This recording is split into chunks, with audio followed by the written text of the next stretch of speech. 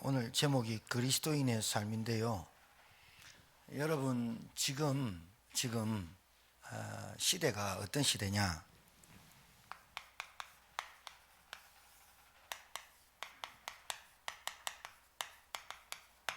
바벨탑 시대, 바벨탑 시대가.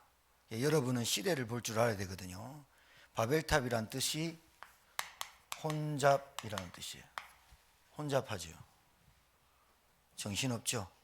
뭐가? 영적으로도 그렇고 정신적으로도 그렇고 육신적으로도 혼잡한 시대가 왔어요. 모든 게 그러고 전부가 그래요. 점점 더 할 거예요. 성경 말씀대로 되고 있거든요. 지금 그러니까 여러분 신자가 하나님의 말씀 속에서 시대를 볼 수 있어야 됩니다. 그러니까 보세요.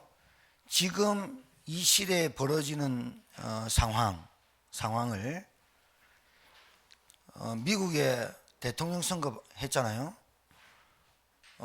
바이든 대통령이 당선이 됐지만 1월 달에 이제 당선되고 이제 대통령 위임식을 하죠.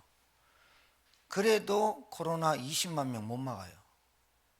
자, 대통령도 못 막고 왕도 못 막아요. 그러면 정치가 막습니까? 지금 이러는 판에 우리나라는 윤석열이가 어떠니 추미애가 어떠니 지금 난립니다. 정말 안타깝습니다. 저는 진짜 안타깝습니다. 민생 안 돌보죠.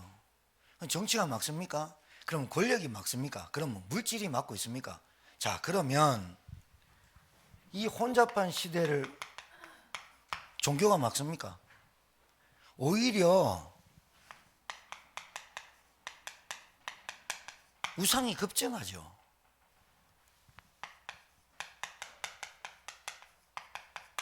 귀신 역사죠. 여러분 볼 줄 알아야 돼요. 진짜 볼 줄 알아야 돼요. 어떤 것도 못 막아요 지금. 그러니까 지금 문화, 경제, 의학, 과학, 지식 이만큼 발전한 시대가 없었습니다. 전 세계 스마트폰으로 다 봅니다. 그리고 집에 앉아가지고 뭐 주문하면 딱딱 옵니다. 이런 시대가 어디 있었습니까? 그런데 어떤 것도 못 막아. 도저히 안 돼. 자, 그러면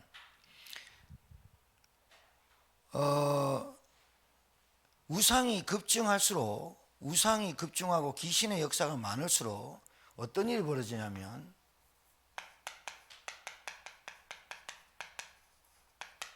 같이 급증하는 게 정신질환이 급증을 해요. 자기도 모르게 이게 여러분 2주간 격리해라. 격리 도망 다니잖아요.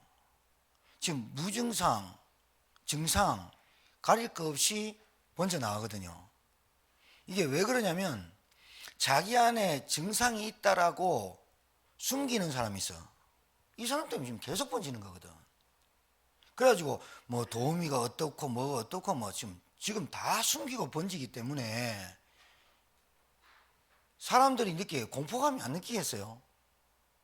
거기에 따르는 우울증이 급증한다는 거예요. 우울증, 조울증, 결국은 공황장애 와요. 광각반염 오죠. 그러니까 이 시대에 계속 이렇게 되면서 어떻게 되느냐?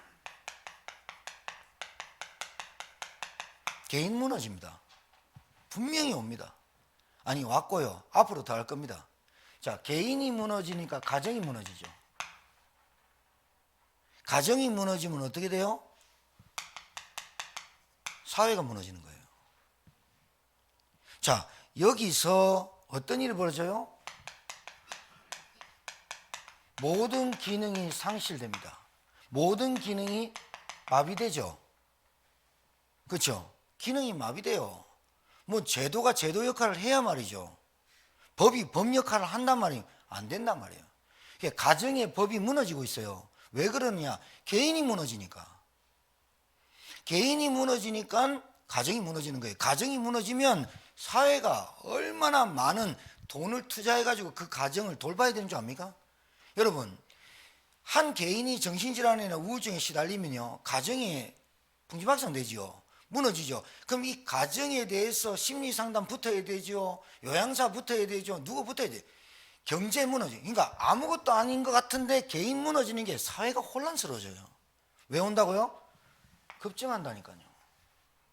급증한다니까요. 자, 저는 약을 안 먹는데요.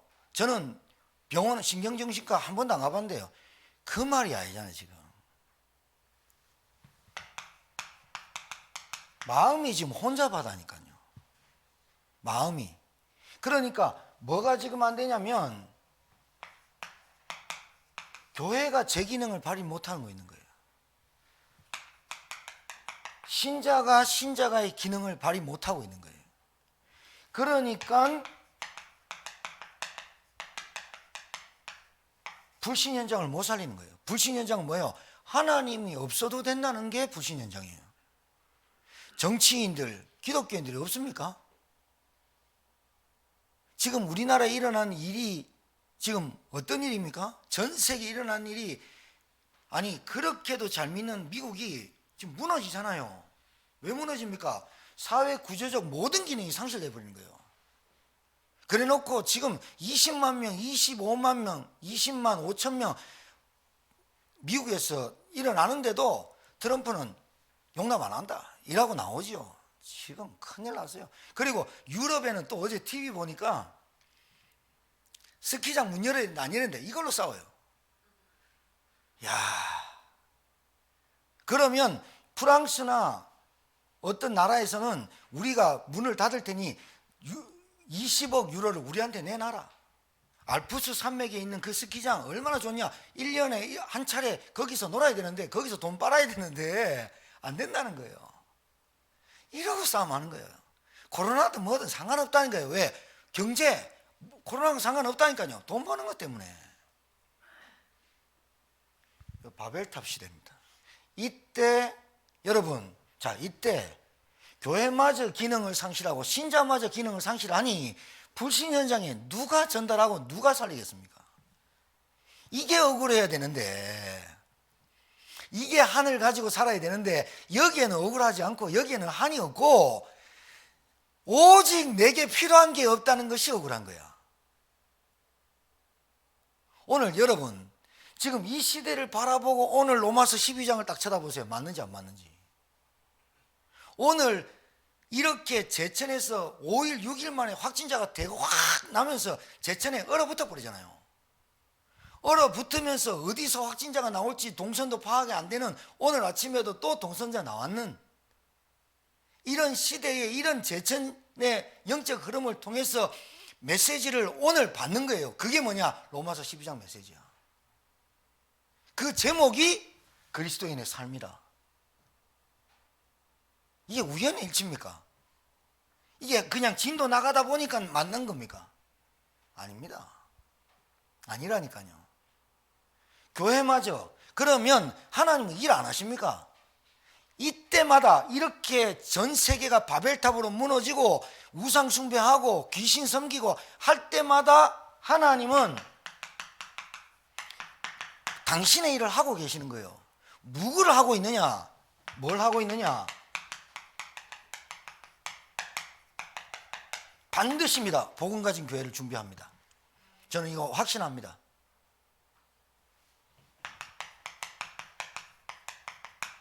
복음 가진 전도자 준비합니다. 말씀을 딱 붙잡고 언약 붙잡은 중직자와 제자 렘넌트를 한 번도 준비하지 않으신 적이 없습니다. 여러분, 이 메시지가 들려져야 그때부터 내게 변화가 됩니다. 정말입니다. 말씀을 가지고 시대를 볼 수 없으면, 말씀을 가지고 시대를 해석할 수 없으면, 말씀을 가지고 내 영적 상태를 점검할 수 없으면 영적 상태 당합니다. 분명히 당합니다. 불신 현장에서 불신앙에만 꽉 잡힙니다. 오늘 하나님이 우리에게 주시는 시대의 음성을 듣는 시간이 되기를 주님 축복합니다. 공부 잘하고 똑똑하고 중요한 게 아니에요. 나쁘다는 건 아닌데 복음 가지고 언약 확실하지 않으면 똑같아요. 이 세대를 본받고 살아요. 아니 자기가 본받으려고 하지 않는데 안 되져요. 그게 왜 그러느냐 오늘 세 가지 말씀드릴게요. 짧게. 자, 첫 번째가 체험입니다. 그리스도인의 삶의 가장 기본이 그리스도인이라는 것이 체험되어야 돼요. 그리스도가 체험돼야 인이 돼요. 그래야 나오는 게 삶이에요. 반드시 체험되어져야 돼요. 두 번째는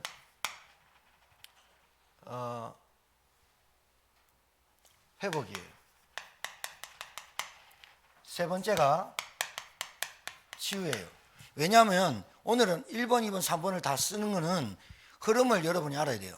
반드시 여러분에게 한 번은 체험돼야 복음이 내 것 됩니다. 그게 복음화입니다. 이 복음화란 갈보리 산에 있는 산에서 행하신 그리스도의 십자가 사건이 한 번쯤은 체험되어야 내 것 됩니다. 한 번쯤은 십자가 사건에 내 문제가 맞닥뜨려져야 됩니다. 한 번쯤은 십자가 사건이 뼈저리게 체험되어져야 됩니다. 어떻게요? 방언받아야 됩니까? 어떻게 불받아야 됩니까? 아니요. 말씀대로 십자가에서 죽으시고 성경대로 죽으시고 부활하신 그리스도께서 지금도 살아계신 그리스도 성령으로 나에게 역사하시는 거예요. 한 번쯤은 체험되어져야 이게 바뀌어요. 예. 이게 바뀌어야 내게 들어와요. 두 번째는 회복되어져야 돼요. 이게 뭐냐? 반드시예요. 반드시 예배화가 되지 않으면 여러분 보세요. 구원은 하나님 주는 거예요. 구원은 하나님 주는 거고 믿음도 하나님 선물인데 예수를 믿은 걸로 끝난 게 아니에요. 그리스도를 인정하고 고백하고 영접하고 하나님 자녀된 걸로 끝난 게 아니라 내 삶이 점진적 변화가 일어나는 거예요. 점진적 변화가 일어나야만 삶이 되져요. 맞습니까? 예수님 영접 수천 번 해도 변화가 없는 이유는 내 삶에 예배화가 깊숙이 들어가 있지 않다는 거예요. 이게 감람산이 집중되어야 돼요. 집중. 그래야 내게 내 것 아무것도 없어도 괜찮구나. 아니, 그리스도 한 분으로 만족하고 내 것이 자꾸 포기가 되져요. 소유욕과 욕심들이 자꾸 포기가 되져요. 그래야 여러분이 불신 현장에 가서 여러분이 그리스도인답게 살아요. 정말이에요. 그래야 여러분이 가지고 있는 그 은혜를 가지고 많은 사람에게 은혜를 나눠줄 수 있는 사람이 돼요. 뿌리가 바뀌어야 돼요. 세 번째는 치유예요. 이게 뭐냐면요, 사람이 예수를 믿고 그리스도를 영접하고 하나님 자녀가 됐었는데 예배가 깊숙이 내 삶에, 여러분 내 몸이 산 제물, 영적 예배니라. 뭐가 예배인 줄 아십니까? 냉수 한 그릇을 소자에게 주는 것 자체가 예배라고 해놨어요. 여러분, 교회 헌신만 헌신이고 헌금만 헌신이 아니라 모든 것이 예배 속에서 나와야 돼요. 그래야 하나님 받아요. 오른손이 한 것을 왼손이 모르게 하라. 그게 예배 속에서 나와야 된다는 거예요. 하나님께 드려지는 것으로 나와야 되는 거지. 내 거 했는 거 자랑은 할 수 있죠. 그런데 내 것에서 나왔기 때문에 자랑하는 거예요. 내 것이 없다면 자랑할 게 없어요. 이게 뿌리예요. 세 번째는 이 한 사람을 보세요. 한 사람이 변화되는 모습이, 하나님을 만났어요. 두 번째, 내 생각이 바뀌어요. 그게 뿌리예요. 그러면 내 삶이 어떻게 바뀌어야 되느냐? 교회 속에 있어야 돼요. 이렇게 되어지지 않으면 절대로 삶이 안 바뀌어요. 이 사람을 쓸 수가 없어요. 하나님이 쓰고 싶어도 똑똑해요, 잘났어요, 괜찮아요. 근데 쓰고 싶어도 이 흐름 속에 없어요.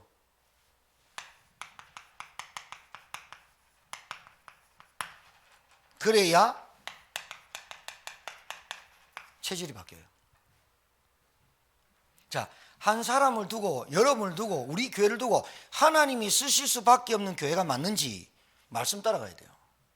하나님은 바벨탑 시대에, 노예 시대에 반드시 하나님은 뭐를 준비했느냐? 하나님은 복음 가진 교회와 복음 가진 전도자와 중직자와 렘넌트 제자를 준비했었어요. 여기에 메시지가 딱 꼽혀야 돼요. 내게 확 들어와 버려야 돼요. 아, 그래, 흔들릴 게 아니라 하나님은 우리 교회를, 하나님은 나를 이렇게 준비해 가실 것이다. 여기에 확신이 없으면 사단한테 늘 당해요. 자, 여러분, 오늘 성경 12장 1절로 말씀을 좀 한번 봅시다. 그러므로라는 말은, 전지사는 앞에 말을 받는 게 있어요. 그러므로, 그러면 11장까지 받았다는 거예요. 그러므로라는 말을 11장, 여러분 말씀드렸지만 좀 한번 다시 썸머리를 요약을 해보자면 세 가지로 나눌 수 있어요. 그러므로 형제들아, 내가 하나님의 모든 자비하심으로써 너희를 권하노니, 이렇게 말하는 이유는, 그러므로라는 말이 뭐냐면 11장까지 말하는 게 세 가지로 요약되는데, 인간은, 모든 사람은 죄인이다. 모든 사람은 죄인이다. 왜? 율법에 비춰볼 때 율법을 행할 자도 없고 율법을 지킬 자도 없다. 율법을 통해서 죄인임을 깨닫는 거다. 그러나 모든 사람이 죄인이다. 왜? 태어날 때부터 죄인이 율법을 지켜서 구원받는 게 아니다. 그래서 인간은 의가 없고 인간은 구원받을 수 없는 존재다. 그래서 하나님이 한 의를 줬는데, 그 의, 하나님의 의, 그분이 그리스도다. 자, 세 번째, 그 그리스도를 보내신 하나님의 은혜를 체험해라. 이게 세 가지가 11장의 요약입니다. 11장에. 그러면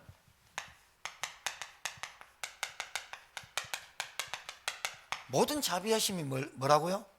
하나님이 우리에게 복음을 주신 거예요. 하나님은 이 복음의 내용이 그리스도예요. 그러면 그리스도께서 하신 일이 뭐냐? 십자가 사건이에요. 이게 모든 자비하심으로써 이 말이에요. 하나님은 자비하신다는 말은, 하나님은 불교에서 말하는 대자 대비하신 부처님, 그 얘기하는 자비 아니에요. 자비란 하나님이 우리에게 줄 수 없었던 것, 모든 것, 독생자 예수 그리스도를 모든 걸 내놓은 것이 자비하심이에요. 이 십자가 사건이 나에게 맞닥뜨려지는 대면이 있어야 돼요. 내가 이 십자가 사건에 죄인임을 고백할 수 있어야 돼요. 왜 죄인입니까? 내가 왜 죄인입니까? 내가 뭘 잘못했는데 죄인입니까? 원래 죄인입니다. 원래 죄인이고, 하나님 떠난 인간이 원래 죄인이고, 내 스스로 죄를 해결할 수 없고 내 스스로 운명 사주팔자를 해결할 수 없습니다.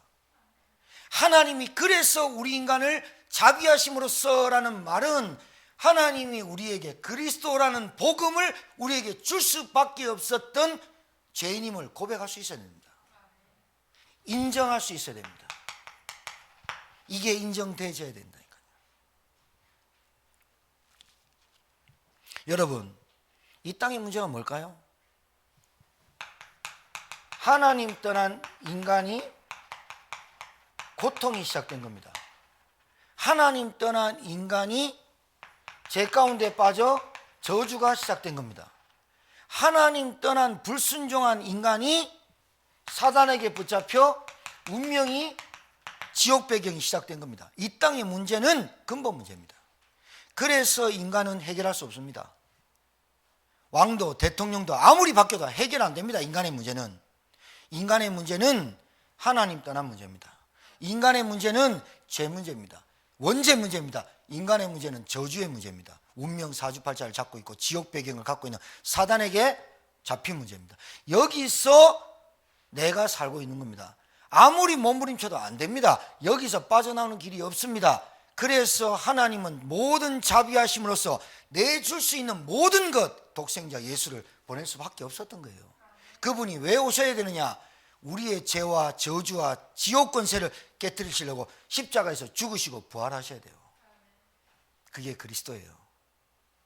이 그리스도를 한 번쯤은 내가 고백하고 대면하는 일, 맞닥뜨려야 된다니까요. 다메섹 사건이라는 말이에요.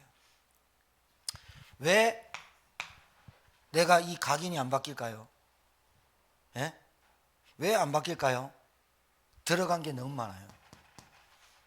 여러분, 제천시장이 한 100조 있다고 칩시다. 그래서 제천시장의 자비량으로 제천시를 먹여 살린다고 그릇을 들고 오십시오. 그 그릇 안에 다이아몬드를 드리겠습니다. 그럼 여러분 어떤 그릇 갖고 나가요? 큰 그릇 갖고 나가는 건 당연하죠. 근데 큰 그릇에 여러분이 담겨 있는 것만큼 다이아몬드 못 담아요. 무슨 말인지 아시겠죠? 그릇을 비우고 가야지요. 그래야 담지요. 그런데 그 그릇, 큰 그릇 갖고 가면 뭐합니까? 아무리 큰 목욕탕 그릇을 갖고 가면 뭐합니까? 거기에 오만 오물질이 다 들었어요. 다이아몬드 부어도 못 들어, 골라내는데도 시급하고요. 안 담아져요. 아무리 작더라도 비어야 담는 거예요. 왜 그리스도가 맞닥뜨리지 않느냐? 그리스도가 최고의 가치가 안 되느냐? 내게 들어간 게 너무 많다 이거예요. 그게 어디서 나왔다고요? 가정, 가문, 성장 배경에서 각인되어 있다니까요. 그래서 사람이 돈 보면 도는 거예요. 그래서 자기는 아무리 아니라고 그래도 들어오면 안 되는 거예요. 그래서 축복의 통로가 놓쳐지는 거예요. 아셔야 돼요. 사람 마음은 수시로 바뀌어요. 그래서 너희에게 권한다, 권하노니, 이 말은 야 동료가 이렇게 하지 마, 이렇게 말하는 권하는 게 아니에요. 찬양아, 우리 한기라, 이렇게 말하는, 이렇게 하지 마, 이게 아니에요. 이렇게 해, 이렇게 권하는 게 아니에요.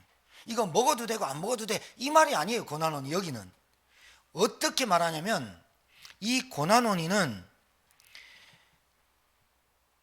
절대로 하지 않으면 안 되는 말을 명령조로 말하는 거예요. 지금 너에게 권하노니, 그 말은 왜 이렇게 말을 했냐면, 피를 값주고 생명을 주고서 너희를 구원하신 하나님의 계획으로 너희에게 권한다. 그럼 이 말이 무슨 말일까요?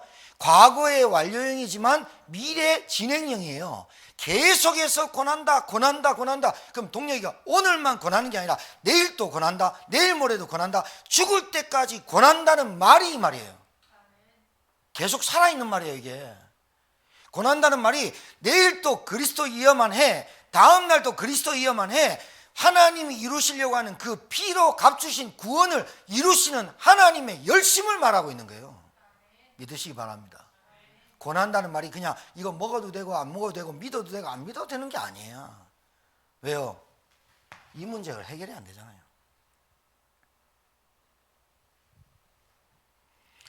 그래서 여러분 한 번쯤은 여러분이 얼마나 처절한 죄인이고 처절한 저주를 받았고 처절한 저주를 받을 수밖에 없는 인간으로 태어났음을 뼈저리게 한 번쯤은 그리스도의 십자가 앞에서 대면하는 일이 있어야 돼요. 아, 나는 안 되는구나. 나는 안 될 존재구나. 하나님 떠난 아담 족속은 안 되는구나. 인간은 도저히 자기 스스로 인간의 문제를 해결할 수 없구나. 아무리 발전해도, 아무리 문명이, 과학이, 의학이 발전해도 인간의 영적인 문제는 해결할 수 없구나.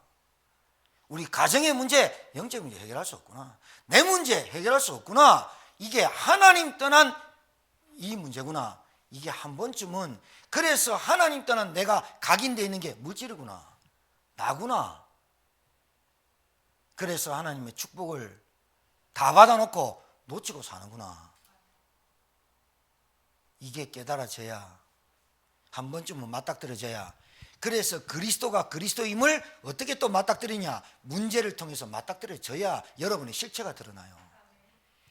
여러분, 내가 사는 집에 곰팡이 껴도 난리치는데 내 안에 영적인 상태가 곰팡이 껴도 그거는 감각이 없어요. 내가 복음을 깨닫는 것에 대해서, 복음을 이해 못하는 것에 대해서, 복음이 각인되지 않는 것에 대해서 한이 없고 원통함이 없고, 내 집에 내 이익에 곰팡이가 끼고 이익에 조금만 잘못되면 그게 억울하고 원통하고 뒤집어져 버려요. 그게 내 실체라.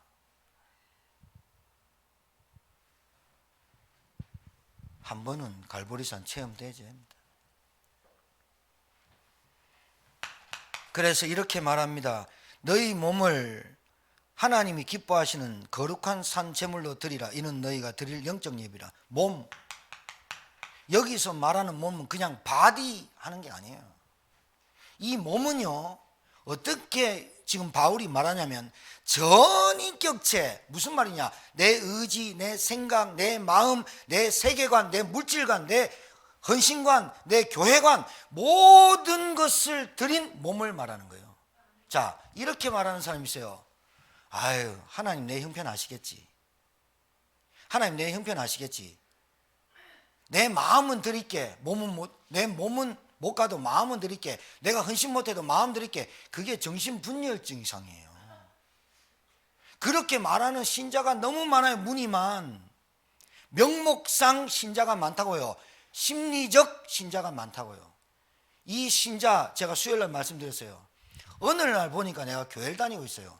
어느 날 보니까 우리 부인 따라 교회 나가고 있어요. 어느 날 보니까 우리 부모 교회 따라 나가고 있어요. 따라 나가다 보니까 그냥 뭐 나의 정서에도 맞고 내게 그냥 뭐 해되지도 않으니까 그냥 나가요. 복음도 그렇게 받아요. 한 번쯤 십자가 사건이 내 사건이 되지 않고 그냥 나가다 보니까 신자가 되고 집사 되고 이렇게 했어요. 갈 데가 없어가지고 신학교를 간 사람도 있어요. 가보라 해서 간 사람도 있어요. 그러다 보니까 전도사라 하고 뭐 이러다 보니까 신대원 나오고 그러니까 강도사 되고 뭐 이러다 보니까 목사까지 된 사람이 있어요. 태반이에요. 엄청 많아요. 그러다 보니까 명분상 목사고 명분상 중직자고 명분상 신자인데 무늬만 신자인데 심리적 신자지 실제로 그리스도의 십자가 앞에서 뼈저리게 내가 그리스도 앞에 구원받아야 할 존재라고 고백한 적은 단 한 번도 없던 거예요. 영접은 수십 번 했지만 영접의 의미도 모르고 영접을 수십 번 했지만 진짜 내 인생의 주인 된 적은 한 번도 없는 거예요. 그러다 보니까 명분상 심리적 신자가 뭐와 맞닥뜨릴 때 드러납니까? 문제가 맞닥뜨릴 때 드러나 버리는 거예요. 몸, 산 제물로 드리라. 이 말 뜻입니다. 내가 나를 드리는 게 아닙니다. 하나님이 나를 창조하신 그 몸을 드리는 거라니까요. 내가 나를 드리는 줄 알아. 내가 뭐 헌신하고 내가 드리는 줄 아는데 하나님이 나를 계획하시고 피로 값주시고 하나님이 십자가 사건을 통해서 나를 구원하신 그 몸, 그 의지, 그 감사, 그걸 드리는 게 내 몸이라고요. 맞습니까? 바뀌었잖아요. 뭐가 바뀌었어요? 관이 바뀌었잖아요. 관념, 생각, 의지, 마음 모든 것이 십자가 앞에서 바뀐 나를 드리는 거지 안 바뀐 나를 드려보면 뭐 하겠어요? 그래서 세례 받을 때 뭐 합니까? 내 죄를 회개하지 않고 드리는 마시는 떡과 포도주는 내 죄를 먹고 마시는 것이다 라고 말하고 있습니다. 여러분, 산제물이 뭐라고요? 하나님께서 죄인된 죽었던 나를 살렸던 내 몸, 그게 거룩한 산제물이고 영적 예배입니다. 그러니까 예배가 이게 그냥 왔다 갔다 하는 예배가 아니라 산 예배가 돼야 돼요. 믿으시기 바랍니다. 몸, 헬라어로 소마, 이 말은 모든 전인격체를 드리는 나. 그러니까 나를 드린다고 생각하지 말고 내가 하나님께 바뀐 나, 십자가의 피로 생명으로 바뀐 나를 드리는 예배가 된다 이 말이에요. 이렇게 신앙생활을 못 배우고 교회 와가지고 명목상 심리적 신자들의 상태가 이렇게 드리는 것이 복음을 깨닫지 못하고 그리스도를 체험하지 못하고 계속 신앙생활하는 게 신앙인 줄 알고 착각합니다.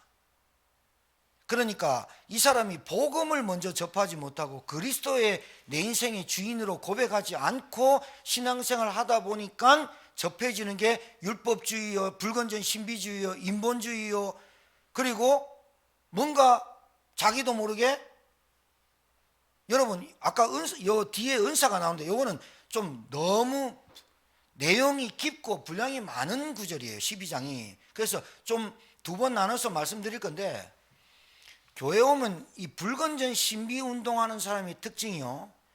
고수를 알아봅니다. 희한합니다. 예수 무당같이요 다 그래 말합니다. 네가 이래서 안 돼, 이래서 이래 말하거든요. 그냥 벌벌 뜹니다. 그러니까 복음을 접하지 못하고 뭔가가 이상하게 체험을 하고 신앙생활, 종교생활에 빠져봅니다. 그러니까 저 사람보다 나는 안 되고 영빨 적은 놈은 밑에 손머리에 대야 되고 그 밑에 아우러야 되고, 그리고 뭔가 복음을 깨닫지 못하고 율법주의의 기준이 붙잡혀 목사가 이런데 누가 어떤데 이런 기준에 빠져버리는 거예요. 그게 복음, 그리스도의 십자가 앞에서 내가 정말로 한 번쯤은 체험되고 각인이 바뀌는 사건이 없이 교회를 다니다 보니 종교생활에 빠질 수밖에 없는 거죠. 이게 마귀 역사입니다. 여러분, 사람이 무의식이라는 세계에서 이들하는 게, 근데 이 무의식은 어떻게 만들어지냐면 의식이 반복되고 지속돼서 무의식 속에 들어가요. 이게 가정, 가문, 성장 배경이에요. 알아들으셔야 돼요. 무의식이 어디 나오냐면 가정과 가문과 성장 배경에서 듣고 보고 배운 거를 그대로 답습했어요. 답습. 들어가 있는 것이 무의식에서 나와요. 이 무의식이 각인이란 뜻이에요.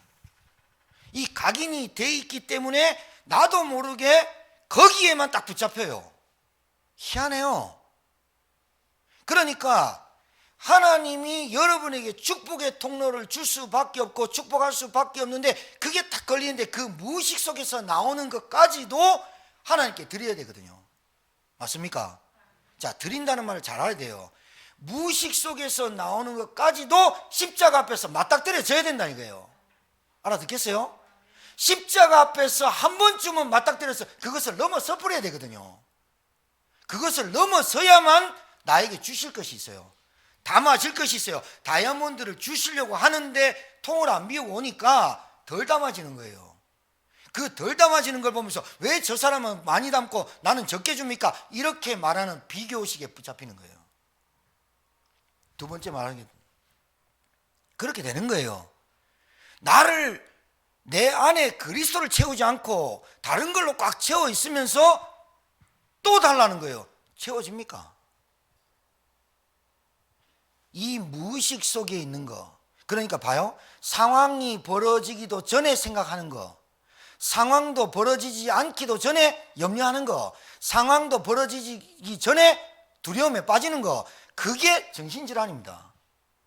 거기서 시작돼서 그게 계속 묻어져 나와가지고 한번 문제랑 딱 터질 때 질환으로 발전되는 거예요. 본래 갖고 있었던 거라니까요. 본래 갖고 있었던 것이 문제랑 맞닥뜨릴 때 터지는 거예요. 알코올 중독, 무슨 중독, 집착, 의처증, 의부증, 조울증, 우울증, 그게 그 사람 속에, 내면 속에, 무의식 속에 갇혀 있다가 문제를 만나가지고 터지는 것이 증상이 그렇게 나타나는 거예요. 어떤 사람 술로, 어떤 사람 도박으로, 어떤 사람 음란으로, 어떤 사람은 스포츠로, 어떤 사람은 게임으로 집착될 수밖에 없는 거예요. 어떤 사람 돈으로, 어떤 사람 뭐로 집착될 수밖에 없는 거예요. 이것이 내게 우상이 될 수밖에 없는 거예요. 왜? 무의식 속에 갇혀 있으니까. 이 무의식 속에서 갇혀 있는 것까지도 그리스도의 십자가 앞에서 맞닥뜨리는 시간이 한 번은 있어야 넘어서 버려요. 그래야 축복이 통로가 돼버려요. 이걸 상처라죠. 상처 갖고 사는 거예요. 그게 없어지면 미치는 거예요. 복음이 이해 안 되고 복음의 축복을 누리지 못하는 게 원통함이 아니라 내게 없는 것이 원통함이 되는 거예요. 안 되는 것이 원통하는 거예요. 원통의 원인을, 한의 원인을 변화돼야 될 거 아닙니까? 그게 십자가 사건의 하나님 앞에, 그리스도 앞에 내가 뼈저리게 한 번쯤은 이것 때문에 내가 안 될 수밖에 없었던 내 상태를 바꿀 수 있어야 돼요. 맞습니까? 여러분, 이 시대에, 오늘 이 제천시대의 흐름 속에 하나님 주시는 메시지 잘 들으시라니까요. 하나님은 반드시 일하고 계시는데 그 일을 뭘로 하시느냐? 하나님 이것을 준비하고 계세요. 여러분이 여기에 쓰임받도록 소망하시면 되는데 왜 소망이 지속이 무의식 속에서 안 되느냐? 들어간 게 많다 이거예요. 그 무의식 속에 있는 것까지도 끄집어내라는 게 아니라 여러분이 복음 속으로 계속 들어가면 내게 있는 무의식 속에 있는 상처가 치유된 날이 오고 나도 모르게 치유돼 버려요. 그래서 거기에 안 붙잡히고 거기에 안 넘어져요. 요게 진짜 치유예요. 자, 여기서 즉각적 변화가 일어날 수 있습니다. 예수님 영접하면 하나님 주신 선물이고 구원이기 때문에.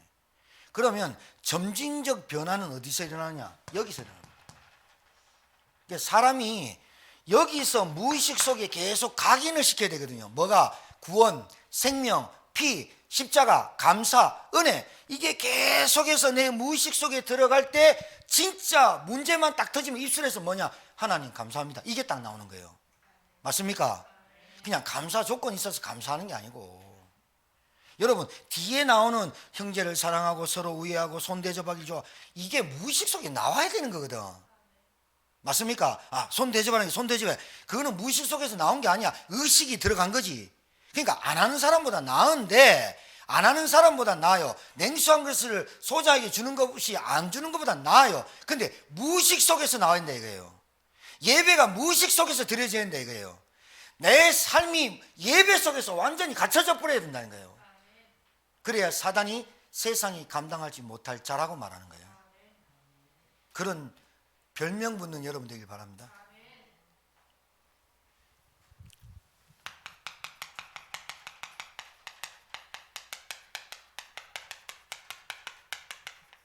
세대를 모방하지 말아라. 이 말이 뭐라고요? 풍습, 제도, 형식. 이 세대가 뭐예요? 흐름, 대세, 사람, 소리. 그리고 가장, 여러분 이거는 형이상학적이잖아요. 이건 안 보이는 거잖아요. 그런데 있잖아요. 근데 더 이 세대를 본받지 말고, 이게 뭐냐면 딱 한마디로 얘기해서 육체, 육신. 눈에 보이는 것 쫓아다니는 세대 본받지 말아라. 자, 오늘 여기서 또 나옵니다. 3절에 내게 주신 은혜로 말미암아 너희 각 사람에게 말하노니. 내게 주신 은혜가 뭐라고요? 내게 주신 은혜. 내게 주신 은혜는 또 말해요. 모든 자비하심으로서와 내게 주신 은혜는 이 꼴이에요. 바울은 모든 수식어 앞에 그냥 붙인 말이 아니에요. 무의식 속에서 나와요. 내게 주신 은혜. 나 그리스도의 종된 나 바울은 무의식 속에서 계속 나와요. 왜? 그리스도의 가치를 계속 발견했어요.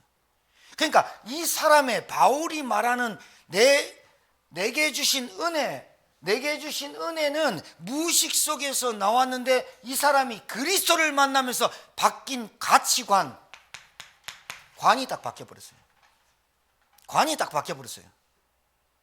자, 여러분, 내게 주신 은혜, 그리스도를 말합니다. 구원을 말합니다. 생명을 말합니다. 그래서 내게 주신 은혜, 이 은혜는 무슨 은혜냐? 반석이신 그리스도를 말합니다. 음부의 권세가 너를 이기지 못하리라. 전국 열쇠, 기도권도 있지만 말씀 선포권도 있거든요. 여러분, 자 보세요. 반석 위에 내 교회를 세우리라. 예수님이 말했어요. 예화를 들었어요. 어떤 사람이 집을 짓는다. 집을 짓는데 한 사람은 모래 위에, 어떤 사람은 반석 위에 짓는다. 그러면 지어놓고 아름답다는 다 말한다. 그런데 언제 알 수 있느냐? 그 집이 잘 지어진 거를 비바람이 나고 강풍이 오고 지진이 날 때 무너짐이 심한 집은 모래 위의 집이다. 그 말을 무슨 말이냐? 오늘 여기서 말하는 내게 주신 은혜는 반드시 반석이신 그리스도의 안에서 은혜가 오는 거예요. 그런데 여기서 말하는 그 은혜는 기초를 말해요. 여러분, 집이 아름다워, 집이 좋아, 이 집을 뭐로 표현했을까요? 단순히 지금 우리가 보는 집을 표현한, 보이는 집을 말하는 게 아니에요. 내 몸, 내 영을 말한 거 있는 거예요. 그게 왜 개인이 무너진다고요? 내 영의 기초가 반석 위에 세워지지 않았다는 거예요. 그래서 바벨탑이 무너질 때 크게 무너지는 거예요. 여러분, 이 기초 싸움이잖아요. 아름다움과 큰 게 문제가 아니잖아요. 맞습니까? 누가 성공하지 말합니까? 출세하지 말합니까? 그 말이 아니잖아요. 성공 뒤에 반석 위에 세운 성공이냐, 반석 없는 성공이냐. 반석 위에 세운 출세냐 반석 없는 출세냐 그 말이잖아요. 반석 위에 세운 건강이냐 반석 위에 없는 건강이냐. 오직 건강 하는데 반석이 없어. 무너질 때 무너지는 거예요. 제가 어깨가 3주 동안 통증이 너무 심했어요. 피 뽑고 다 하고 다 해봤어요. 근데 왼쪽 오른쪽 담 계속 왔어요. 지난주에도 온데 파스 다 붙이고 왔어요. 왜 이렇지 병원을 갔어요. 엑스레이 찍었더니 디스크 의심 증상이 있대. MRI 찍어보시겠냐. 찍었죠. 아니나 다를까 5번 6번 7번 세 개가 디스크가 물렁뼈를 말합니다. 그 물렁뼈가 튀어나와서 신경을 누르니까 왼쪽 오른쪽 야 확실히 MRI 기가 차더만요. 머리를 반쪽 내고 칼로 잘랐다는 게 아니고 요렇게 잘란 거예요. 5번 6 척추를 착착착착 잘라서 했는데 왼쪽 오른쪽에 딱 신경이 딱 누르고 있으니까 온몸이 아픈 거예요. MRI 찍었어요. 보세요. 제가 왜 이 말을 하냐면 이게 오래된 거래요. 오래됐다가 몸이 축이 나고 무리하게 목을 이렇게 제가 잇몸 일으키를 좀 하다가 이렇게 확 당긴 적이 한 번 있거든요. 그러니까 뚝 소리가 한 번 났어. 그래 목이 빳빳하고 그래 제가 일자목이잖아요. 베개 우리 집에 한 8개 있습니다. 내 베개가. 아무리 바꿔도 안 되는 거야. 왜? 근본적인 게 있어요. 제가 이 얘기를 하고 싶은 거예요. 근본적인 거. 근본적인 것이 있다가 문제가 왔을 때 몸이 좀 축날 때 디스크가 탁 터지는 거예요. 디스크가 탁 밀리는 거예요. 무리하게 써버리니까. 기초사항. 아무리 허우대가 멀쩡하고 아무리 좋은 집을 지어놔도 기초가 반석이지 않으면 풍파가 오고 홍수가 나고 비바람이 치면 무너져요. 왜? 모래 위에 쓰였으니까. 그게 예배입니다. 그리스도가 각인되기도 전에 다른 게 들어갑니다. 사단이 원하는 거거든요. 왜 안 들어간다고요? 내게 복음을 받을 수 있는 영적 상태에 그릇을 비우지 않는 거예요. 비우란 말은 다른 불신자들이 명상이나 비우라는 말이 아니라 내게 그리스도로 꽉 차야 되는데 복음으로 꽉 차야 되는데 은혜와 구원과 감사로 꽉 차야 되는데 그것 말고 내가 원통함과 한이 나오는 뭔가 있어요. 이걸로 차 있으니까 그리스도의 은혜와 감사가 무의식에서 안 나와요. 여러분 감사하는 사람의 특징이요 무의식 속에서 나와요. 누가 시키지 않았는데 나와요. 집의 모양이 아니잖아요. 집의 껍데기가 아니잖아요. 기초싸움이죠. 반석. 자 오늘 성경 말씀대로 그래요. 그러면서 뭐라냐 마땅히 생각할 내게 주신 은혜로 말미암아 너희 각 사람에게 말하노니 마땅히 생각할 그 이상의 생각을 품지 말고 오직 하나님께서 각 사람에게 나눠주신 믿음의 분량대로 지혜롭게 생각하라. 마땅이란 말은 잠언 22장 6절에 이렇게 되어 있습니다. 마땅히 행할 길을 아이에게 가르치라. 그리하면 늙어도 그것을 떠나지 아니하리라. 이 말을 잘 알아들으셔야 돼요. 마땅히 그 말은 하나님이 그 아이를 향한 계획을 말해요. 그 말은 무슨 말일까요? 하나님이 우리 찬양이 한길이 동력이 우리 렘넌트들을 향한 하나님이 마땅히 그 길을 인도할 계획이 정해졌어요. 미안하지만 알아듣겠습니까? 자, 마땅히 갈 길을 알려라. 그 마땅히의 그 길이 뭘까요? 어떤 일을 하고 무슨 가정에서 태어나고 어떤 가정 형편에서 태어났다 할지라도 하나님이 마땅히 그 사람에게 가야 될 그 길이 뭘까요? 복음부터 깨닫게 합니다. 그리스도부터 바로 알게 합니다. 그 다음에 그 사람에게 하나님이 마땅히 가야 될 길이 뭐냐? 그리스도인의 삶. 어떤 일을 하고 어떤 가정에서 태어나고와 상관없이 그 사람을 통해서 하나님은 하나님 일을 하시는데 복음을 깨닫게 하고 복음을 누리며 전도자의 삶을 가게 하시는 하나님의 계획. 그 계획을 가지고 하나님을 그 사람에게 기능과 달란트를 주신 거예요. 알아듣겠습니까? 그 사람에게 기능과 달란트와 지혜를 왜 주셨냐? 마땅히 가야 될 그 길. 여러분 동물농장 얘기 아시죠? 사자, 호랑이, 치타, 표범, 뭐 모든 동물이 이게 동물농장이 있잖아요. 우스갯소리로. 근데 달리기를 연습시키는 거예요. 근데 그 중에 달리기를 제일 못하는 동물이 누구냐면 오리예요. 오리가 달리기를 못해요. 그러니 그 훈련 선생님이 너는 도저히 안 되겠다. 너는 특훈 해야 되겠다. 방과후 남아라. 그래가지고 이 오리를 연습을 시키고 부모가 볼 때 너무 답답한 거예요. 안 뛰니까, 못 뛰니까. 그래서 과외 선생을 붙이고, 그리고 제일로 잘나는 강남에서 제일로 달리기 제일 잘하는 선생을 붙이고, 그래가지고 이 오리를 막 뛰게 했어요. 그런데 석 달이 지났어요. 더 뛰냐? 못 뛰어요. 그러니까 그 오리 보고 너는 구제불능이구나 이렇게 말한 거예요. 그래서 부모가 그 아이를 보는 순간 어떻게 됐냐? 오리가 달리기를 워낙 열심히 해갖고 오리의 발에 갈퀴가 다 찢어져 버린 거예요. 여기서 말하는 마땅히를 잘 보세요. 하나님이 여러분의 믿음의 분량대로 주신 은혜가 있어요. 오리는 오리대로, 치타는 치타대로, 호랑이는 호랑이대로 어디서 위치와 역할대로 살게 해놨어요. 근데 오리라는 동물을 뛰게만 만든 거예요. 그러니까 이거 잘 알아들으셔야 돼요. 여러분의 사고와 여러분의 생각으로 아이를 키우는 거예요. 그러니까 물갈퀴, 오리는요, 물에만 놔두면 얘는 박태환 저리 가라야, 조론 저리 가야. 물에만 놔두면 치타, 호랑이를 다 이겨버려요. 달리게 해보면 물에서. 근데 얘를 육지에서 뛰게 했네? 이 말이 무슨 말일까요? 하나님의 계획을 쳐다보지 못하는 우리의 영적인 어둠을 말하는 거예요. 마땅히 하나님이 우리에게 마땅히 이 땅에 보낸 이유가 있을 거 아니에요. 맞습니까? 마땅히 그 가문에서 태어나게 할 이유가 있을 거 아닙니까? 마땅히 그 가문에서 자라게 한 성장 배경이 있을 거 아닙니까? 그 마땅히 하나님이 그 가정에서 자라게 하신 이유는 반드시 그 복음을 깨닫고 이 가정의 전도자로 하나님이 살게 하시는 거예요. 기능. 그래서 바울은 여기서 하나님의 오직 하나님께서 각 사람이 나준 믿음의 분량대로 지혜롭게 생각하라. 이 말은 영적 DNA를 가지고 살아라. 하나님이 내게 주신 믿음의 분량. 믿음은 하나님의 선물이에요. 분량은 큰 그릇이다 작은 그릇이다가 아니라 역할과 위치를 말하는 거예요. 여러분 이거 치유받아야 교회가 교회화가 됩니다. 맞습니까?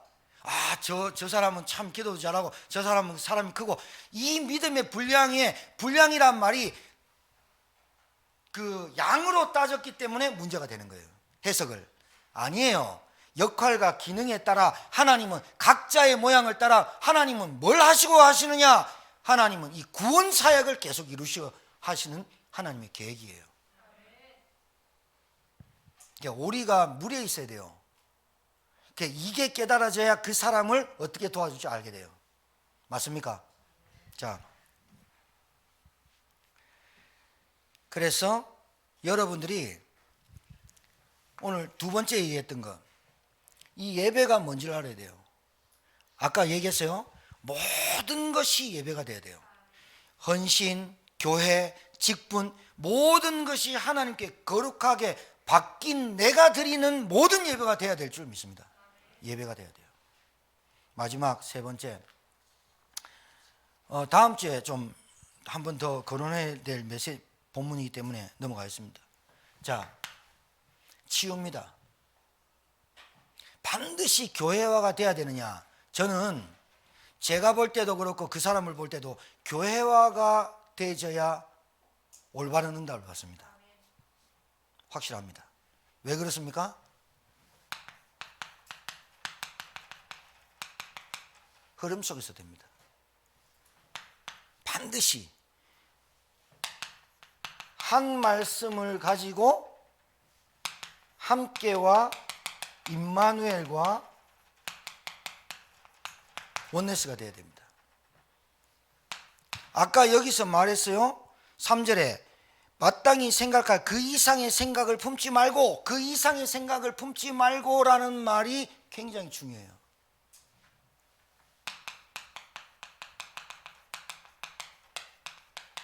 아까 얘기했죠? 하나님이 주신 믿음의 분량대로 쓰임받는 지체인데 비교의식과 열등감을 통해서 모든 것이 무너지도록 만들어요, 사단이.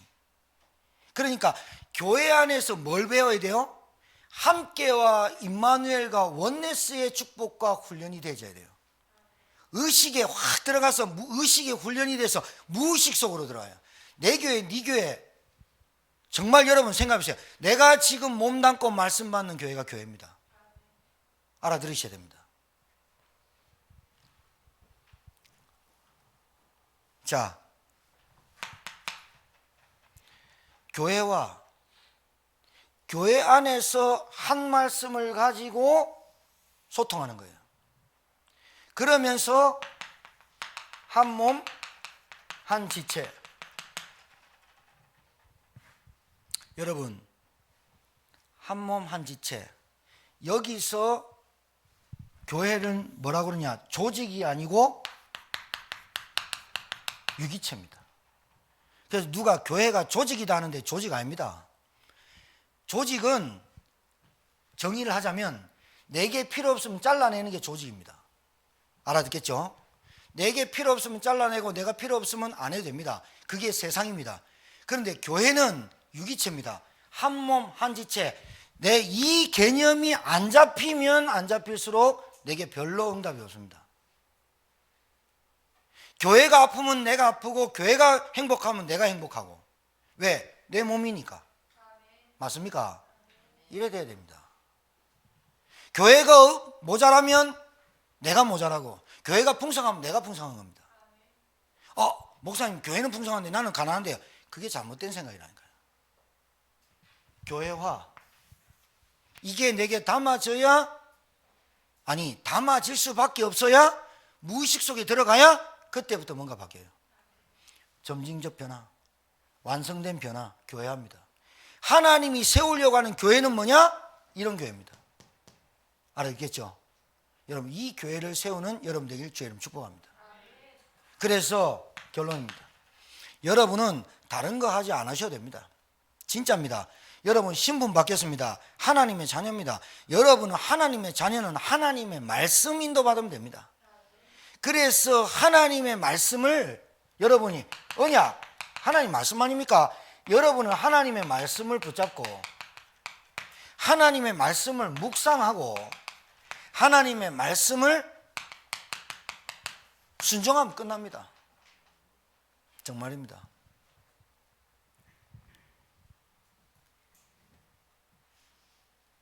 그래서 이런 말이 있습니다. 교회 다니지 말고 교회가 되어라. 이런 평신도 선교사님이 한 말이 있습니다. 교회가 되지 말고, 교회 다니지 말고 교회가 되어라. 하나님이 원하시는 게 뭡니까? 내 영혼이 잘된 같이 범사에 잘되고 강건하기를 간구하노라. 여러분, 하나님 원하는 게 뭡니까? 오늘 이 시대에, 오늘 제천 시간표에, 우리 교회 시간표에 이 혼잡하고 혼란한 이 시대에 하나님이 로마서 12장 1절에서 13절을 주신 이유가 뭘까요? 오늘 집에 가셔가지고 조금만 묵상해도 하나님 은혜 주십니다. 그리고 정말 여러분이 그리스도인이라면 한 번쯤은 문제와 사건 앞에 맞닥뜨려서 나타나는 나의 실체 한 번쯤은 들여다보세요. 내가 아직도 무의식 속에 이 부분을 넘어서지 못한 부분이 있구나. 하나님은 내 그릇에 다이아몬드를 수없이, 사파이어, 루비 수없이 담아주시려 하는데 하나님은 내가 그릇을 비우지 않는 것 때문에 네가 그 그릇을 비워라, 내가 채운다. 네 입을 크게 열라, 내가 그 채우리라 하신 그 하나님의 말씀 속에 여러분이 귀담아 듣기를 주님 축복합니다. 기도하겠습니다. 하나님 감사합니다. 오늘 저희들에게 주신 말씀으로 이 시대를 보게 하시고 이 시대에 하나님께서 우리 교회를 향한 메시지를 받게 하시고 이 시대를 향한 나에게 주신 메시지를 받는 귀한 시간이 되게 하셔서 진정으로 이 시대의 불신자 현장 살리는 그리스도인의 삶으로 살아가도록 하나님 우리에게 은혜와 은총을 베풀어 주옵소서. 예수님 이름으로 축복하며 기도 올려옵나이다. 아멘.